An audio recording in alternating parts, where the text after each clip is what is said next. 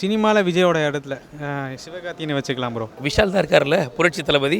அவர் தான் ஃபீல் பண்ணுவார், வேறு யார் ஃபீல் பண்ணுவா? அவர் தான் சைக்கிளில் போகிறாப்புல, எல்லா வேலையும் பண்ணுறாப்புல, அவர் தான் ஃபீல் பண்ணுவார், வேறு யார்? இல்லை, காமெடிக்காக சொன்னேன். அந்த பொசிஷன் வந்து பார்த்திங்கன்னா மேபி சிவகார்த்திகேயனுக்கு வாய்ப்பு இருக்குது. ஆக்சுவலாக அவர் எடுக்கலாம் அப்படின்ற மாதிரி சொல்லலாம்.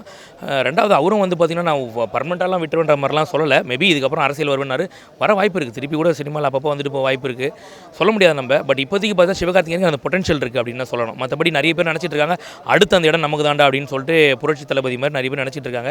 அதெல்லாம் சும்மா காமெடி, அவ்வளோதான். அவரோட இடத்த நிரப்புறதுக்கெலாம் வந்து யாராலையும் முடியாது ப்ரோ. அவங்கவுங்களுக்குன்னு ஒரு இடம் இருக்குது. ஸோ அந்தந்த இடத்த வந்து அவங்கவுங்க அப்படியே வந்து காப்பாற்றிக்கிட்டாங்கனாலே போதும். இவங்க இடத்துக்கு இவங்க வரணும், அவங்க இடத்துக்கு அவங்க வரணும் அப்படின்லாம் இல்லாமல் இப்போ இருக்கிற ஸ்டார்ஸ் எல்லாமே வந்து ஓரளவுக்கு எல்லாருமே ஸ்டார்ஸ் தான். இப்போ சூர்யாவாகட்டும், தனுஷ் ஆகட்டும், சிம்பு சார் ஆகட்டும், எல்லாருமே வந்து பார்த்திங்கன்னா ஒரு லெவலில் தான் இருக்காங்க. அந்த லெவலை விட்டு அவங்க எல்லாம் கீழே இறங்காமல் இருந்தால் போதும். அதை விட மேலே போனாலும் சந்தோஷம் தான். அந்த லெவலை விட்டு அவங்க கீழே இறங்காமல் இருந்தாலே போதும். ஸோ விஜய் சாருக்கு யார் வரணும் வரல அதெல்லாம் இல்லை. விஜய் சாருக்கு விஜய் சார் மட்டும்தான். நிறைய பேர் இருக்காங்க. சூர்யா சார் இருக்கார், தனுஷ் சார் இருக்கார். கண்டிப்பாக அவங்க ரெண்டு பேரில் யாராவது ஒருத்தர் ஃபுல் வாய்ப்புகள் இருக்குது. இப்போ தான் ரீசெண்டாக வந்து ஸ்கிரிப்ட் சரியாக சூஸ் பண்ணலையே தவிர அவரை பயங்கரமாக தூக்கி விட்ட படங்கள்லாம் இருக்குது. பயங்கரமாக நிறைய நீங்கள் பார்த்தீங்கன்னா இந்த குழந்தைங்களுக்கு பிடிச்ச ஆக்டர் ஃபஸ்ட் யாருனாக்கா விஜய் அவர்கள், ரெண்டாவது யாரும் சிவகார்த்திகேயன் தான் சொல்லுவாங்க. ஸோ அந்த பொட்டன்ஷியல் இருக்குது அவருக்கு. ஆக்சுவலாக நல்ல ஸ்கிரிப்டாக சூஸ் பண்ணி நடித்து வந்தாருன்னா கண்டிப்பாக வரலாம் அவர் கூட.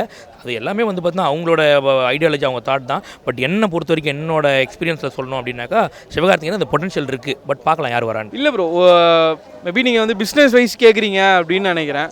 ஸோ பிஸ்னஸ் வைஸ் வந்து நம்ம சொல்லவே முடியாது. எல்லாமே ஒரு படத்தை வச்சு எப்படி முடிவு பண்ணுறாங்க, எப்படி பிஸ்னஸ் மாறுது அப்படின்றதெல்லாம் எதுவுமே நமக்கு தெரியாது. பட் ஆனால் வந்து அவரோட இடத்த நிரப்புறதுக்குலாம் வந்து முடியாது ப்ரோ. அதாவது இப்போ இவர் வந்து தலை அஜித் அவர்களுக்கு போட்டியாக இருப்பாருலாம் அப்படிலாம் சொல்லக்கூடாது. நம்ம அந்த இடத்த நிரப்புறதுக்கான வாய்ப்பு இருக்குன்னு தான் சொன்னேன் தவிர அவருக்கு ஏகே அவர்களுக்குலாம் ஈக்குவலாலாம் வர முடியாது. அவரும் ஒரு பெரிய லெஜெண்ட் தாங்க. அவரும் அப்படின்லாம் நம்ம இது பண்ண முடியாது, ஈக்குவலாலாம் இருக்க முடியாது. ஆனால் சினிமாவை பார்க்குறவங்களுக்கெல்லாம் கிளாஷ் வராது, சரிங்களா? அது ஒரு வெறியாக எடுத்துக்கிட்டு ஏன் ஆளுன்னு பார்த்தா அதுதான் தான் தப்பு நடக்குமே, சரிங்களா? அப்படி பார்க்காம அவர் ஓகே நல்லா நான் வளர்ந்து வராரு, ஓகே குழந்தைங்களை வந்து இப்போ வரைக்கும் மகிழ்விக்கிற நடிகர் யாருன்னாக்கா தளபதி அவர்கள், அடுத்து சிவகார்த்திகேயன். இப்படி தான் போயிட்டு இருக்கே தவிர புரட்சி தளபதியெல்லாம் ஒன்றும் கிடையாது, சரிங்களா? அவர் நமாஸ் பண்ணுறதுலேயே அவர் வாழ்க்கை போயிடும் அப்படியே. அதனால் நிறைய பேர் காமெடி பண்ணிட்டு அந்த இடத்த பிடிக்கணும்னு நினைக்கிறாங்க. சிவகார்த்திகேயன் அந்த பொட்டன்ஷியல் இருக்குது. பட் அவர் வந்து அஜித்துக்கு டஃப் கொடுப்பாருன்னா அப்படிலாம் கிடையவே கிடையாது. அஜித் அவர்கள் அடுத்து வந்து பார்த்தீங்கன்னாக்கா சூப்பர் ஸ்டார்னு கூட சொல்லலாம். அவர் அப்படி போயிடுவாருன்னு சொல்லலாம், அவ்வளோதான். அதாவது எம்ஜிஆர் சிவாஜி, ரஜினி கமல், அஜித் விஜய், சிவகார்த்திகேயன் விஜய் சேதுபதி, இந்த மாதிரி அடுத்தடுத்து பேட்ச் போயிட்டே இருக்கும். அடுத்தடுத்த பேட்ச் போயிட்டே இருக்கும். எப்படி வந்து காலேஜில் வந்து சீனியர்ஸ் ஸ்டூடெண்ட்ஸ்லாம் இருக்காங்களோ அதே மாதிரி அந்த பேட்ச் அப்படியே போயிட்டே தான் இருக்கும். இன்னொரு புது பேட்ச் வரும். அந்த மாதிரி இப்போ பீப்புள்ஸ் ஸ்டார் கவின் அப்படின்னு சொல்லிட்டு ஒன்று உருவாகுது. அதுவும் உருவாகட்டும். சிவகார்த்திகேயன் உருவாகியிருக்கார், அவரும் ஒரு பெரிய ஸ்டார் ஆகிட்டார். ஸோ எல்லாருக்கும் அது வரும். இப்போ வந்து பார்த்திங்கன்னா வாரத்துக்கு 4 படம் 5 படம் தான் சாலிடாக வந்து வருது. இதில் நல்ல ஃபெமிலியராக இருக்க ஃபேஸ் மட்டும்தான் வந்து படங்கள் வந்து பெருசாக வந்து ஓடுது. ஃபெமிலியராக இல்லாத படங்கள் வந்து ஓடாமல் தான் இருக்குது. ஸோ அதனால் வந்து எந்த படம் அன்றைக்கி வருதோ அவங்களுக்கு தான் அவங்க போட்டி. இப்போ வந்து நம்ம தான் வந்து சொல்லிக்கிறோம். இப்போது நீங்களோ இல்லை ரசிகர்களோ தான் விஜய் அஜித் அப்படின்னு அச்சிக்கிறாங்க. ஆனால் அவங்களுக்குள்ளே யாருமே அச்சிக்கிறது இல்லையே. ஸோ அந்த மாதிரி காம்படிஷன் வந்து நம்மளாக தான் க்ரியேட் பண்ணுறோம். ஸோ அதனால் வந்து நம்ம க்ரியேட் பண்ணாமல் இருந்தாலே அது வந்து செட்டில்டாக போகும். நீங்கள் ஏன் அப்படி பார்த்துக்கிறீங்க? நான் தான் சொன்னல, நீங்களே தான் வந்து அந்த பிரச்சனையை வந்து கிளப்புறீங்க. அவங்க 2 பேரும் இல்லை. அவன் ஏன் ஒரு இன்ஸ்டாவில் போடுறது ஒரு குத்தமா? இப்போ நான் கூட தான் வந்து ஏதாவது ஒரு ஃபோட்டோ எடுத்தேன்னா போடுவேன். ஸோ அந்த மாதிரி அவங்க வந்து அவங்களோட பர்சனல் திங்ஸ் அது எல்லாமே. ஒரு இன்ஸ்டா யூஸ் பண்ணுறதா இருக்கட்டும், அது என்ன தான் சோஷியல் மீடியா தான், அது எல்லாமே வந்து அவங்களோட பர்சனல் திங்ஸ் வந்து அவங்க வந்து அப்டேட் பண்ணுறாங்க. அது வந்து நம்ம ஆளுங்க தூக்கி 2த்தையும் கம்பைன் பண்ணி போட்டு மீமில் விட்டாங்கன்னா அதுக்கு அவங்க என்ன பண்ணுவாங்க? அதாவது நீங்கள் பார்த்தீங்கன்னா 80 லட்சம் உறுப்பினர் சேர்க்கறதுன்றதுலாம் சாதாரண ஒரு விஷயம் கிடையாது. அடுத்த மாதம் பாருங்களேன், மதுரையில் மாநாடு போட போகிறார் தலைவர் பிறந்தநாள் அன்றைக்கி. அப்போ பாருங்கள், வரப்போகிற கூட்டத்தை பாருங்கள், பயங்கரமாக இருக்கும் உண்மையிலேயே. அரசியலில் நிலைப்பாரா இப்போ தானே வந்திருக்காரு. இன்னும் ஒரு எலெக்ஷன் நம்ம பார்க்கலல்ல. வந்ததுக்கப்புறமா அவர் என்ன செயல்படுறாரு அப்படின்றத பார்த்து தான் நம்ம சொல்ல முடியாது. வர்றதுக்கு முன்னாடியே ஒருத்தர் வந்து அவர் நிலைப்பாரா அப்படின்லாம் வந்து நம்ம வந்து கெஸ் பண்ணவே கூடாது. ஃபஸ்ட்டு அவர் வரட்டும், வர்றது ரொம்ப நல்ல விஷயம்.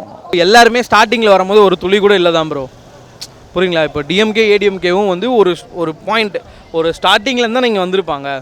டேரெக்டாக இவ்வளோ பெரிய இடத்துக்கு வந்திருக்க முடியாதுல்ல. ஸோ அந்த மாதிரி எப்படி இருக்குன்னு சொல்ல முடியாது நம்ம. ஸோ அந்த மாதிரி அவர் இப்போ தான் வராரு. ஸோ அதனால் ஒரு துளி கூட இல்லாமல் கூட இருக்கட்டுமே, என்ன தப்பு? இப்போது வரும்போது யாருமே அப்படி தானே, எல்லாமே அப்படி தான் இருந்திருப்பாங்க. ஸோ அதனால் வரட்டும், தப்பு கிடையாது. கண்டிப்பாக அவர் வர்றது நல்லது தான். ஒரு மாற்றம் கண்டிப்பாக தேவை. ஏன்னா எல்லாருமே வந்து பார்த்திங்கன்னா இப்போ இருக்க ஆட்சியும் சரி, இதுக்கு முன்னாடி இருந்த ஆட்சியும் சரி, வரும்போது நல்லது பண்ணுவாங்க, வந்ததுக்கப்புறமா இருக்காங்களான்னு கூட கண்டுக்க மாட்டாங்க. பட் இவங்க இந்த ஆட்சி இப்போ இருக்க ஆட்சி நல்லா தான் பண்ணிட்டு இருக்காங்க. ஆக்சுவலாக இந்த ஃப்ளட் வந்த டைமாக இருக்கட்டும், எல்லாமே நல்லா தான் பண்ணிட்டு இருக்காங்க. அவங்களால முடிஞ்ச என்ன எஃபோர்ட்டோ பண்ணிட்டு தான் இருந்தாங்க, இல்லைன்னு சொல்ல. பட் கண்டிப்பாக ஒரு மாற்றம் ஒன்று தேவை. சீமானுக்கு ஆதரவு தெரிவிச்சிட்டாருன்னா இப்போ அவர் கட்சிக்கு எப்படி அவர் கேம்பெயின் பண்ணுவார்? சும்மா அவங்கவுங்க வந்து சொல்லிக்கிறது தான். இப்போ விஜய் சார் வந்து வாயை திறன்னு சொல்லலை, நான் வந்து இதுக்கு வந்து நான் வந்து ஆதரவு பண்ணுறேன் அப்படின்னு அவர் வாயால் சொல்லலை, அவளோட ரிட்டனை எதுவுமே கொடுக்கல. நல்லா தெரியும், ஒரே ஃபீல்டில் இருந்தவங்க. ஸோ அதனால் வந்து நான் சொல்லிக்கலாம், தம்பி தான் எனக்கு நல்லா ஆதரவு கொடுப்பாங்க அப்படின்னு அவர் பேரை வச்சு வேணால் நம்ம வாங்கிக்கலாமே தவிர, அவர் எங்கேயுமே வாயை திறந்து சீமானுக்கு ஓட்டு போடுங்க அப்படின்னு வந்து எங்கேயுமே கேட்கலையே. அது என்ன வேணா இருக்கலாம் ப்ரோ, அது அவரோட பர்சனல் திங்ஸு. காசு இருக்குது, செலவு பண்ணணும்னு நினைக்கிறாரு. அரசியலுக்கு வந்து 1000 கோடி எடுத்துக்கலான்னு சொன்னால் உங்களுக்கு யார் ப்ரோ சொன்னது? அரசியலுக்கு வந்து 1000 கோடி செலவு பண்ணணும். அரசியலுக்கு வந்தால் எவனுமே சேர்த்து வைக்க முடியாது. அது வந்து ஃபஸ்ட்டு நல்லா புரிஞ்சுக்கோங்க. எல்லாம் சொல்கிறாங்க அரசியலுக்கு வந்தால் பயங்கரமாக சம்பாதிக்கிறாங்க, எல்லாமே கிளியர் பண்ணிட்டு தானே நிற்கிறார். இப்போது எத்தனை சொத்து குவிப்பு வந்தாலுமே கூட இப்போ வந்து பார்த்திங்கன்னா எல்லாமே கிளியராக இருக்குங்க. அவர் மேலே எந்த பிரச்சனையும் இல்லைன்னு தானே சொல்கிறாங்க. ஸோ அப்போ அதை பற்றி பேசி நம்ம யூஸ்வே இல்லையே. இல்லை, என்னை பொறுத்த வரைக்கும் பார்த்தீங்கன்னா அவர் அரசியலுக்கு வரணும் அப்படின்ற அவசியம் கிடையாது. சம்பாதிக்கிற திறமை இருக்குது. அவர் நினச்சாருன்னா ஒரு வருஷத்துக்கு 1000 கோடி கூட சம்பாதிக்கலாம். அந்தளவுக்கு ஒரு பொட்டன்ஷியல் இருக்கக்கூடிய நடிகர் அவர். அவரை வந்து இன்னும் அழுத்தி வச்சதுனால தான் அவர் வெடிஞ்சு மேலே வந்தாருன்னு சொல்லலாம். ஒரு காத்திருக்க ஒரு பாலை வந்து கீழே நீங்கள் அழுத்தினீங்கன்னா அது பயங்கர ஃபோர்ஸாக மேலே வரலாம். அந்த மாதிரி தான் அவரோட ஆடியோ லான்ச்சுக்கு தடை தெரிவித்தாங்க. எல்லாமே அவர் வந்து படங்களுக்கு தடை தெரிவித்து நிறைய பிரச்சனை பண்ணாங்க. இப்போ அதனால தான் வராருன்னு சொல்ல, சொத்தை பாதுகாக்க வராருன்னு சொல்ல முடியாது. அது அவரோட விருப்பங்க. போன வருஷம் வந்து 10th பாஸ் ஆனவங்களுக்கு எல்லாம் செலவு பண்ணாங்க. அரசு நம்ம வரி பணத்துலேருந்து எடுத்து செலவு பண்ணாங்களா? இல்லைல்ல. அவர் சம்பாரிச்சா அந்த 200 கோடி, நீங்கள் சொல்கிற மாதிரி 200 கோடியோ 300 கோடியோ அதுலேருந்து தானே எடுத்து செலவு பண்ணார். 25 வருஷமாக சேர்த்து வச்சுருக்கலாம். 25 வருஷமாக அவர் வந்து 200 கோடி வாங்கினல்ல. இப்போ தான் எனக்கு தெரிஞ்சு ஒரு 3-4 வருஷமாக தான் 200 கோடி வாங்குறாரு. அதுக்கு முன்ன வரைக்குமே வந்து அவரோட பட்ஜெட் வந்து கம்மி தான்.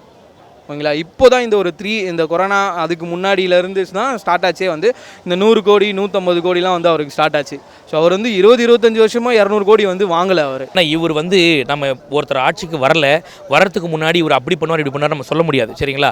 இவர் வந்தால் நல்லது பண்ணுவாருன்ற நம்பிக்கை இருக்குது. வந்ததுக்கப்புறம் தான் தெரியும் எப்படி பண்ணுறாரு அப்படின்னு சொல்லிட்டு. நல்லா பண்ணால் கண்டிப்பாக மக்கள் கொண்டாடுவாங்க, நல்லா பண்ணலாம் அடுத்த ஆட்சி மாறும், அவ்வளோதான். நம்ம பொலிட்டிக்கலை மட்டும் வந்து நம்ம எப்படியுமே வந்து நம்ம கெஸ் பண்ணவே முடியாது. இது நம்ம சினிமாவை வந்து இப்போது இந்த படம் வந்து சூப்பராக இருக்குது அப்படின்னு நம்ம சொல்கிறோம், அந்த படம் வந்து சூப்பராக இருக்குன்னு சொல்கிறோம். அந்த மாதிரி நம்ம பொலிட்டிக்கலை வந்து நம்ம கெஸ்ஸே பண்ண முடியாது. ஸோ அது வந்து ஒரு பொலிட்டிக்கல் அப்படின்றது வந்து ஒரு வேறு மாதிரியான ஒரு தளம் அது. ஸோ அதில் நம்ம ஜெயிக்கணும்னு நினச்சாங்கன்னா அவங்க வந்து தோற்றுருவாங்க. நம்ம யார் இவங்க தோற்றுருவாங்கப்பா இந்த இடத்துல அப்படின்னு பார்த்தா அவங்க கண்டிப்பாக ஜெயிச்சிருவாங்க அந்த இடத்துல. ஸோ அந்த மாதிரி நம்ம வந்து கெஸ் பண்ணவே முடியாது. இப்போ வந்து இருக்கிற இவ்வளோ ரசிகர்கள்லாம் வந்து ஓட் பண்ணுவாங்களா அப்படின்னு கேட்டிங்கன்னா தெரியல. அதாவது ஒரு படத்துக்கு வர கூட்டமும் அவரோட ரசிகரும் வேறு. ஆனால் ஒரு ஓட்டு ஒரு எலெக்ஷன் அப்படின்னு வரும்போது எல்லோரும் ஒரு பாயிண்ட் ஆஃப் வியூவில் யோசிப்பாங்க. ஸோ அதை வச்சு நம்ம வந்து முடிவு பண்ண முடியாது. ஸோ யாரும் வந்தவங்க வந்து ஸ்டார்டிங்கில் பண்ணியிருக்காங்க, அதுக்கப்புறமா எல்லாரும் மாதிரியும் வந்து ஒரு வருஷம் ஸ்டார்டிங் பண்ணுற மாதிரி இருக்காங்க. ஸோ இவர் அந்த மாதிரி பண்ணாமல் இருந்தார் அப்படின்னா நல்லாயிருக்கும். ஸோ அதுதான் எல்லோரும் விருப்பப்படுறாங்க. ஏன்னா இத்தனை வருஷம் வந்து மாறி வந்த ஆட்சிகள்லாம் வந்து எதுவுமே வந்து பெருசாக வந்து பண்ணுறேன்னு மாற்றி சொல்லிக்கிறாங்க.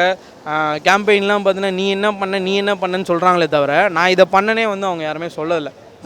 ஸோ அந்த மாதிரி வந்தால் பண்ணுறதை வந்து கண்டினியூஸாக பண்ணார் அப்படின்னா ரொம்ப சூப்பராக இருக்கும். அதுதான் எல்லாம் எதிர்பார்க்குறாங்க. நீங்கள் நல்ல ஒரு விஷயத்தை டீப்பாக யோசிச்சிங்கன்னா, அம்மா ஜெயலலிதா வந்து பார்த்திங்கன்னா பத்திரிகையாளரை சந்திக்க மாட்டாங்க. சரிங்களா? ஏன் அப்படின்னு பார்த்தீங்கன்னா நம்ம ஊடகத்துறை வந்து பார்த்திங்கன்னா ஏதாவது வாயிலேருந்து பிடிங்கி அதை ஒரு நெகட்டிவ் ஆக்கி ஏதாவது ஒன்று போர்ட்ரேட் பண்ணுவாங்க.